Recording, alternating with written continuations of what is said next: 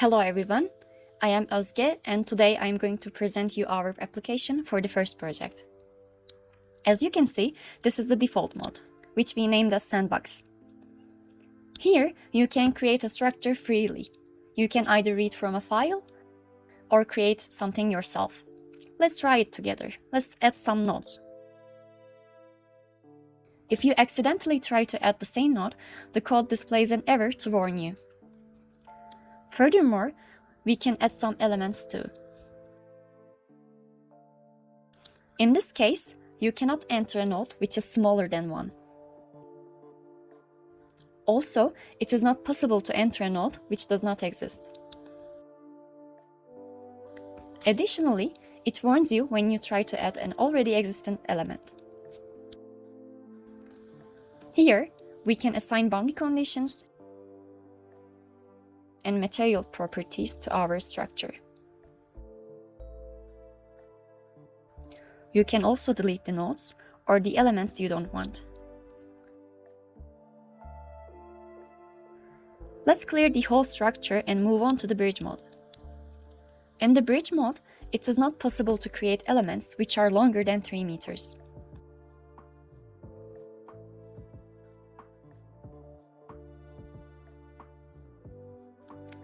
Let's open a file from our computer and work with it.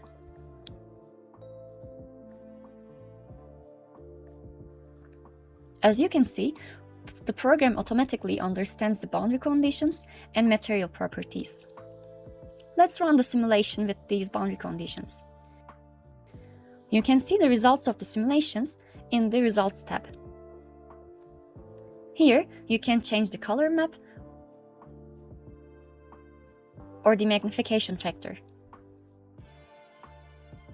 You can also see the deformations in different directions. If you want a better bridge design, you can easily optimize it. The code is slowed down, so you can see every one of 20 iterations clearly. During optimization, you can see the values of deflection and mass. Also, you can also observe that objective function is decreasing. In our optimization algorithm, we randomly change the coordinates of the nodes using a circle with a radius of 3. At every step, the mass and the deflection are calculated, and the new position is accepted if the objective function is decreased and the element sizes are still equal to or shorter than 3 meters.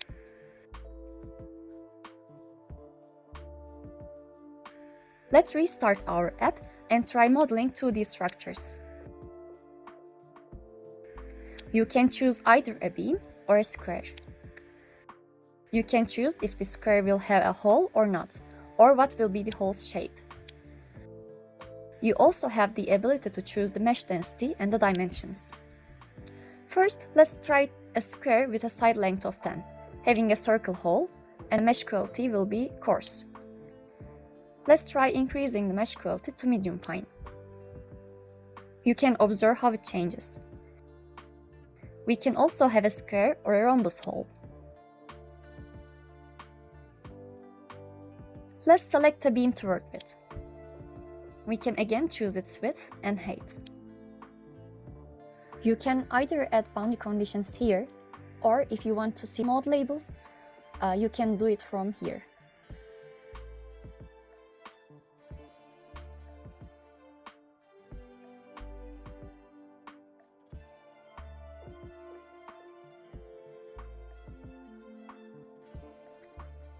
As you can see, it is very similar to the deflection of a beam.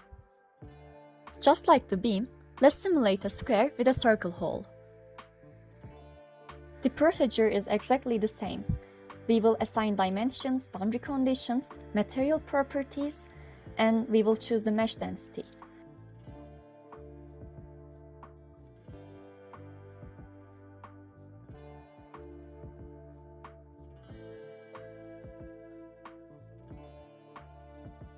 And when we push the Run button, the code will simulate the system for us.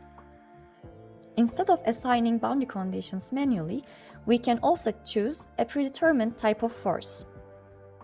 For example, for a circle hole, let's choose simple shear. Similarly, when you push the Run button, the system will be simulated. This is all from us. Thank you for listening.